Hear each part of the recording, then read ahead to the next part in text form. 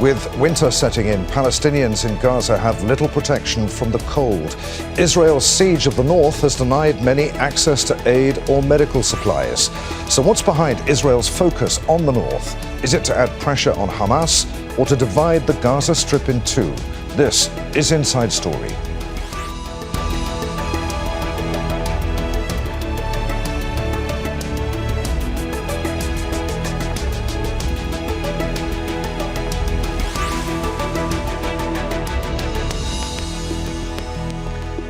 Hello, welcome to the programme. I'm Adrian. Finighan. Aid groups are warning that Israel is in the late stages of ethnic cleansing in northern Gaza.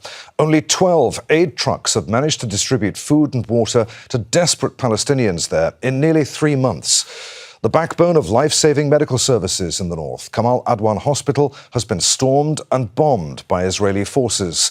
And on Sunday, airstrikes targeted Wafa and Al Ahli hospitals in the northern Gaza City. So, is Israel's strategy in the north to starve or surrender?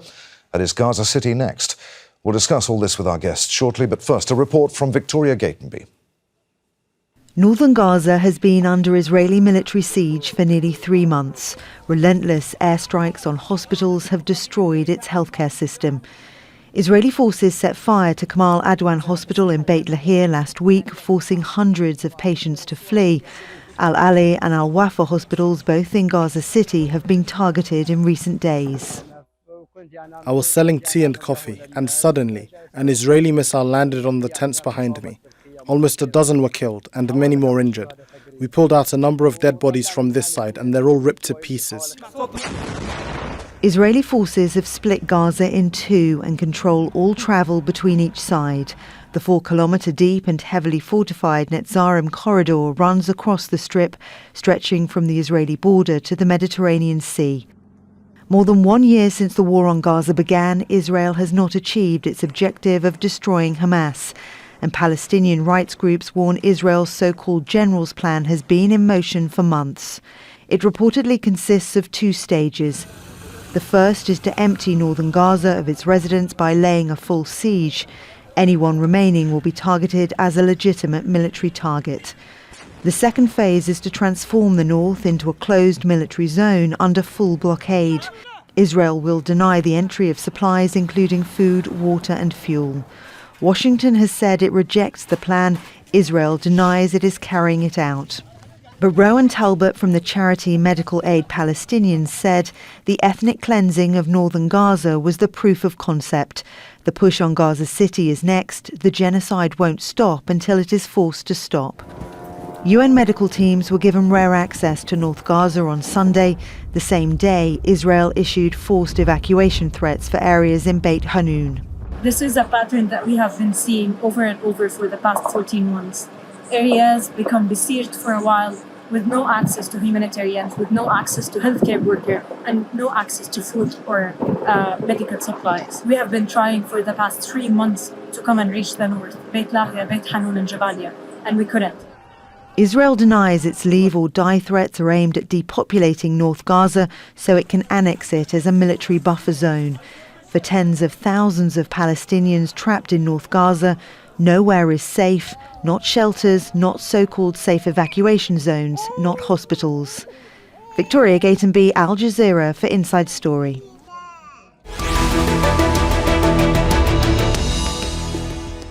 Let's bring in our guests. From Deir al-Balah in central Gaza, we're joined by Amjad Shawa, director of the Palestinian NGOs network. From Oslo, we're joined by Dr. Mads Gilbert, an emergency medicine doctor and senior consultant at the University Hospital of North Norway. And in Oxford, in the UK, is James Moran, a former EU ambassador to Egypt and Jordan. A warm welcome to you all, gentlemen. Amjad, let's start with you. What are conditions like for those remaining in northern Gaza now, with winter fully settling in? Thank you. It's a good question. What still we have? To start from the north, most of the services, mainly health services, collapsed. Only we have approximately 5% still functioning through Al-Awda Hospital, which is under the Israeli siege. And we have high concerns about tens of thousands of people who are still on the north of Gaza Strip, mainly in Beit Hanun, in Beit Lahia, Jabalia, which under the attack for now for 90 days. There is collapse of everything, the social services, the water services, denial of the entry of the basic needs, and what we witnessed in Kamal Adwan and the Indonesian hospital, which was evacuated one week ago. Now Israel has evacuated Kamal Adwan patients and many of the injured people to the collapsed system in Indonesian hospital with nothing, no electricity, no water, no food, no medical items inside the hospitals with 2 doctors, and we have high concerns about the lives of the patients and injured inside the hospital. If we move to Gaza City, which is mostly evacuated during the last few months, there was so many forcible evacuation orders, and we have now about 40 to 60% of the Gaza City is evacuated, and they are suffering from shortage of the basic needs, and they are suffering also from the flooded water after destruction of the infrastructure in the Gaza City, shortage of water, shortage of food, and shortage of shelter items. Moving to the south and middle area, which is now we have about 45,000 inhabitants in 1 kilometer square, which means that there is no empty space to have your tent over. We have 110,000 tents, which I cannot call them tents. It's plastic sheets or cloth sheets to cover these tents while we have this winter. And already we lost 7 lives, 6 of them infants, because of the freezing weather that we are witnessing.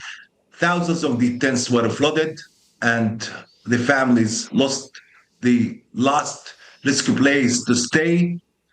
Regarding the hospitals, it's full of patients injured. Daily, they are receiving tens of cases, most of them children. Regarding famine, although that we called so many times for the UN to call Gaza Strip as a famine zone due to the shortage of basic needs. Already we have from 20 to 40 trucks load of aid entering all the Gaza Strip, which cannot respond only to 5 to 7%. We are witnessing in our medical points so many severe malnutrition on the children, many diseases, with shortage of the basic medicine and medical items in the hospitals and in the medical points. We cannot deal. It's over all our capacity as a humanitarian aid organizations. What we want along the few months of such situation that we are in already, mainly after Rafah crossing closed, and the Israel is controlling every aid is entering, and they are allowed only some trucks that, and now we are suffering from the closure of the bakeries, of the community kitchen, which is providing the families with the hot meals. So catastrophe is there, and the problem is the failure of the international community. North of Gaza Strip. Amjad, yes. I appreciate that answer. That's a pretty comprehensive look at what the situation is right now. Mads, hospitals and medical facilities enjoy special protection under international humanitarian law. As a medic, what's your view on what Israel is doing there right now? How is Israel getting away with flouting its obligations under that law? Well, they don't obey to any obligation. It's been an annulus horribilis 2024 that you would not believe could happen in full daylight with the support of the United States and with more or less backing from Western governments like the EU governments. It's been a massive all-out war on the healthcare system, on the healthcare workers, on the supply lines and the preconditions to run a healthcare. Look, the Israelis are killing the Palestinians in Gaza in 3 ways. Number one, they bomb them and traumatize, kill them by ripping off arms and legs and causing shrapnel wounds and bleeding to death. Number two, they kill them by the triangle of death, which is the combination of starvation, dehydration, lack of clean water, and diseases. Add to that hypothermia, which is coming now. This means that thousands of people are dying unnecessarily from cancer, from cardiovascular diseases, from diabetic, and so on. And not at least from imposed infectious diseases like hepatitis and diarrhea. And the third way they kill is by attacking the healthcare capacity, so that when you are injured or when you are sick, there will not be capacity to treat you, nor will there be drugs or medical supplies, nor will there be power to the hospital, or there will not be water and food in the hospital. So these are three very important things to understand. And I think we need to avoid a discussion that is humanitarianizing the discussion, because it's easy to sort of end up in only discussing these medical details. But as a doctor, I am trained to look for root causes. And the root cause of these three attacks on the Palestinian people that I mentioned is, of course, the Israeli settler colonial politics. They want to annihilate, they want to grab the land of Gaza, and they want to get rid of the people by ethnic cleansing and by genocide. And this is also a medical problem. It's not only a political problem, because what's killing people in Gaza today is the support of the US and the EU governments for this genocidal attack on healthcare and on the population's right to health. James, what do you make of that? Israel denies that it's carrying out a deliberate surrender or starve campaign in the north. So what is it doing? Well, the EU High Representative, Foreign Policy Chief, outgoing Josep Borrell, a couple of months ago, made the point that Israel is using starvation as a weapon of war. And I think he was absolutely right to say that. Some EU governments have agreed with him. Others have been silent or have basically supported the Israeli position. The trouble in the EU is that the EU is divided continually on this whole issue. But it seems to me that at the moment, we're now entering a new level of barbarism on the part of this so-called moral army, the Israeli Defense Force, in carrying out what it's doing in Gaza. The situation is beyond apoplectic. It really is dreadful.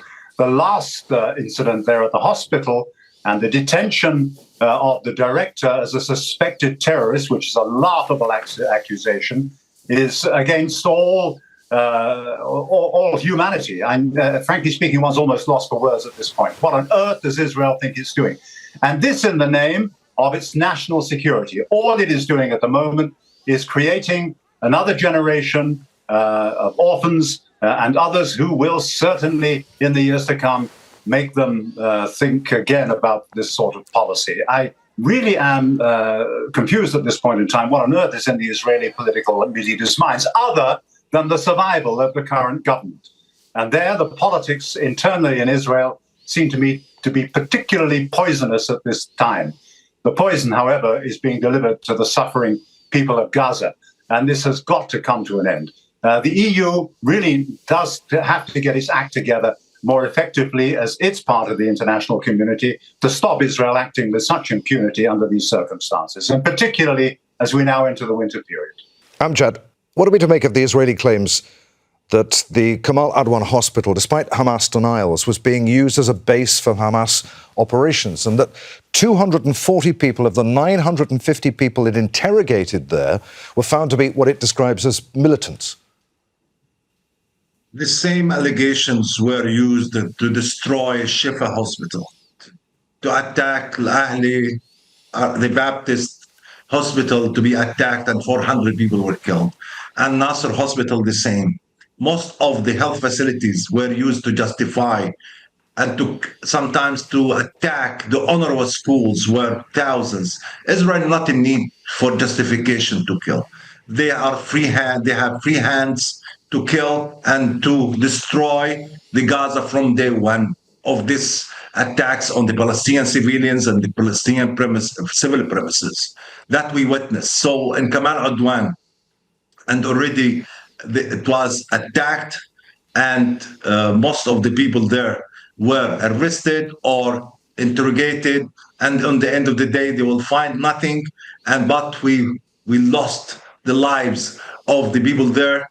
There's more than 15 people of Kamal Adwan medical teams were killed, and so many were injured. Add to this these patients and injured people who are back for medical treatments.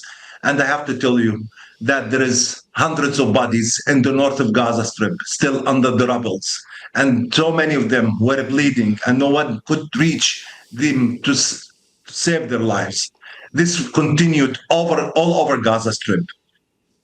Tell me, what's the justification to deny the entry of food to the north, or to whole Gaza Strip, to these children, or to medicine? What justification that we have? To attack a hospital, it's a big crime. I cannot imagine any to have such attack on such civil premise, which serve the patients and these medical teams. Thousands of them, 1,000 of them were killed. Hundreds were arrested, interrogated, and after a while they were released, or many of them were died by the Israeli interrogation and torture inside the Israeli prisons. Then there is no justification to attack. These premises are protected and supposed to be protected by the international community. The silence from day one towards these crimes led Israel to do more and more of these attacks on the Palestinian civilians, on the Palestinian premises, civil premises, as of the hospitals. And now we are dying because of the frozen weather and from famine. And we will witness more if there will be no real action from the international community, not only to save our lives as Palestinians, to save what the international community agreed in the humanitarian law and the international law. This is unprecedented, and this will have severe implications, not only in the Palestinian context, all over the world. Matt, does what Israel is doing in northern Gaza right now amount to a crime against humanity? Will it ever be held accountable for its attacks on hospitals and medical facilities? And you mentioned it in your first answer. What are we to make of the detention of the director of the hospital, Hussam Abu Safir? Why would he have been detained? Well, unfortunately, Dr. Hussam is not the first. They have detained medical leaders from most hospitals, and unfortunately, they have tortured several of them to death. 3 of my close colleagues among the doctors in Gaza, 3 brilliant surgeons and anesthesiologists, have been detained and tortured. They're back in their clinical service now. They're working because they're so brave. But this is not new. They have been arresting, interrogation, they have been torturing doctors, nurses, paramedics all the time. And look, this did not start on the 7th of October last year. The UN reports, the WHO reports over the last years, during every attack, 2006, 9, 12, 14, and so on, the reports show that there is a consistent pattern in the Israeli occupation army to attack healthcare. Look, they have killed more than 1,000 healthcare workers, according to UN, during these last 14 months. And they continue with their attacks on healthcare. And I want to make an important point, because what we see now in Gaza is a breakdown of international order. 10 years ago, on the 3rd of October, 2015, US Air Force fighters bombed and shot to pieces the Kunduz trauma center in Afghanistan. It was run by Doctors Without Borders. They killed 42 people and injured 30. It was a big scandal. And President Obama himself came out with a formal US apology for the bombing of that hospital. Since that, the next 10 years, there has been an increasing lenience or even acceptance to the Israeli attacks on healthcare in the West Bank and in Gaza. And what we see in Gaza now is an unprecedented illegal attack on healthcare patients, healthcare workers, and the preconditions for health, water, food security, that goes unpunished. And this will have consequences for all of us. You know, what's next? Who is next? Who will be the next country to be attacked by either US or Israeli forces, where no civilian target is holy, is protected? So what we are seeing now is a reverse of a development we had since the Second World War. And what Israel is allowed to do with the full support of the US is extremely worrying to anyone who knows the rules of war and anyone who knows healthcare. This has massive implications for the whole world. James, what has Israel achieved this year? It's failed in its objective, as we said in our report, to destroy Hamas. There's very little left to bomb in the Gaza Strip. It's killed and maimed thousands of people, many of them children. Are Palestinian rights groups correct when they warn that Israel's so-called general's plan, despite Israeli denials, has been in motion now for months, and that what Israel really wants to do is to empty the north of Gaza of people and impose a closed military zone?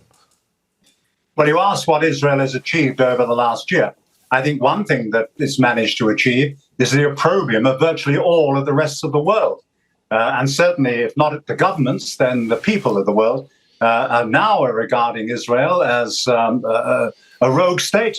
It's acting like a rogue state right now in Gaza and has been for many months. But it's getting worse, not better. And I think Israel needs to have a deep reflection. The people of Israel must have a deep reflection about what this is doing to them and their own long-term interests, let alone what it's doing to the people who are at the end of this suffering, which of course are the people of Gaza and the West Bank and elsewhere in the region. It needs to have a reflection. But look, I think so far as the evacuation of northern Gaza is concerned, possibly, I'm sure that people like Mr. Smotrich and Ben Gvir and some of the extremists in the Israeli government would like to see that, but I just don't see how they would ever manage to achieve it, given the enormous movement of humanity that would be involved. It's a fantasy. It's a fantasy of the settler movement and the rest in Israel who would like to carry it out. Don't see it happening anytime soon. And certainly the Palestinian people, for all of their suffering, remain as resilient in their own commitment to their self-determination and their rights and their nationhood longer term. And Israel consistently underestimates that. So I don't think that's a feasible option. But what I think has to happen, it really is time for organizations like the EU and others to look very, very seriously at their relationship with Israel. There have been calls in Europe to suspend the Israel-EU association agreement. That covers 1/3 of the trade of Israel. EU is its number one trading partner because of the violation of the human rights clause in that agreement, which both sides, of course, signed off to. Time, it seems to me, now to suspend that agreement, to take action. Is the EU up to it? We'll see. What about the incoming Trump administration? Will anything change with Donald Trump in the White House? If you're asking me, it doesn't look as though if it will. The record of the first Trump administration is there for all to see. The annexation of Golan, the recognition of the annexation of Golan Heights, the movement of the embassy to Jerusalem and other things and so on give you an idea of how the likely direction will be. James, thank you. Amjad, I have to ask you for a fairly brief answer. What are we to make of Israel's evacuation orders now for Beit Hanun? Is Gaza City next? If there will be no ceasefire, the situation will be more catastrophic. And that's why we are urging all actors all over the world, this is the real time to save these lives, these children, from such situation, from traumatized, from these shocks that they are suffering from, and at the same time from food shortage. And I'm talking about starvation, from the diseases, at least to push the international community, that this international community cannot offer anything, at least to get them some clothes to cover their bodies. This is real time to practice the real pressure. Otherwise, we'll witness more and more suffering and suffocation, not only for us as Palestinians, suffocation of all that we believe of the human rights principles, the international law, accountability, justice for these people is needed. Save the lives of the Palestinians. We are part of this world. Otherwise, it will be more and more catastrophe, not only for us. Mads, Norway's Prime Minister, your Prime Minister issued a statement on the situation on Gaza saying that its recent attacks on the few operational hospitals there are unacceptable, that the UN and other humanitarian organisations must be allowed to continue their vital work, and that civilians, the sick, the wounded, must be given protection, food and medical assistance. There's been a lot of wringing of hands like that over this last year, but still, here we are. The war goes on, people are still dying. As a medic, what would you say to the international community now as we close this year and enter into a new year about stopping this war, stopping this suffering?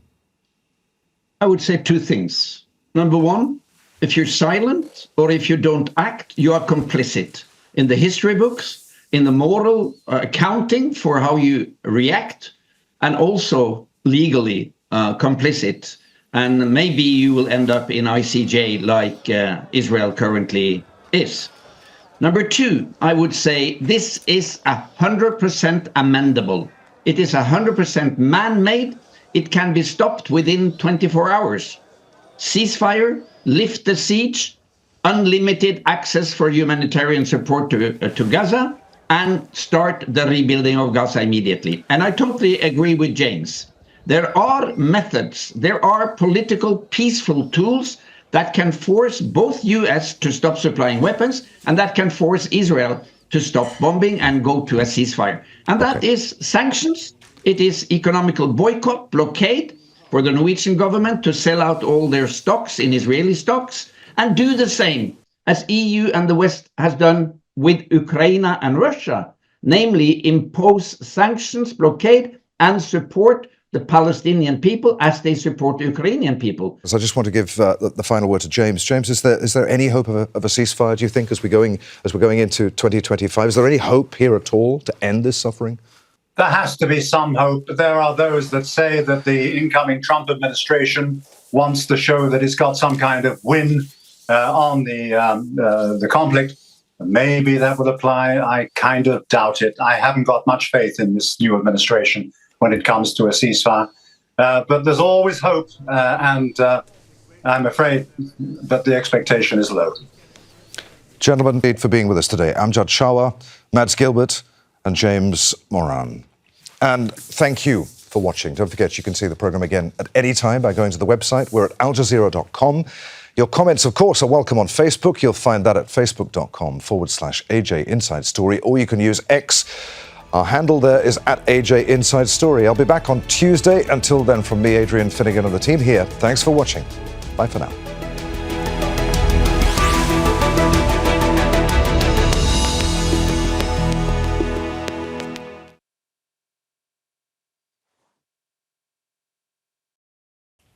Make sure to subscribe to our channel to get the latest news from Al Jazeera.